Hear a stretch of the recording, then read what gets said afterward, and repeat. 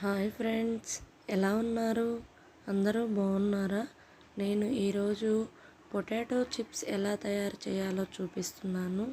నేను 5 పొటాటోస్ తీసుకొని పీల్ చేసి పెట్టుకున్నాను. మనకి మార్కెట్లో చిప్స్ స్లైసర్ అని దొరుకుతుంది. దాంతో నేను స్లైస్ చేసి పెట్టుకున్నాను.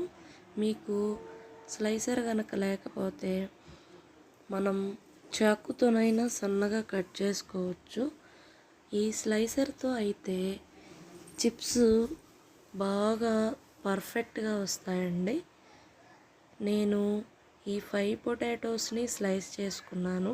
తర్వాత ప్యాన్ పెట్టుకొని ఆయిల్ వేసుకొని హీట్ చేసుకున్నాను. హీట్ చేసుకున్నాక ఆ స్లైసెస్ని ఆయిల్లో వేసి ఫ్రై చేస్తున్నాను.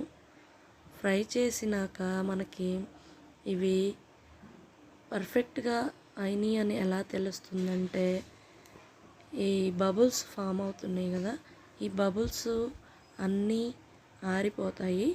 అప్పుడు మనకి పర్ఫెక్ట్గా ఫ్రై అయినట్టు. ఇక్కడ మనకి బబుల్స్ అన్నీ ఆరిపోయాయి, మనకు ఫ్రై అయినాయి బాగా చిప్స్.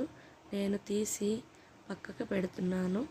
తర్వాత కొంచెం సాల్టు, మనకి బయట పెరి పెరి మసాలా అని దొరుకుతుందండి.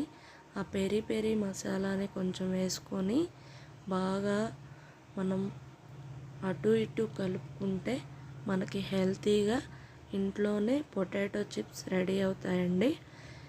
మీకు కనుక ఈ వీడియో నచ్చినట్టయితే please like, share and subscribe to my YouTube channel.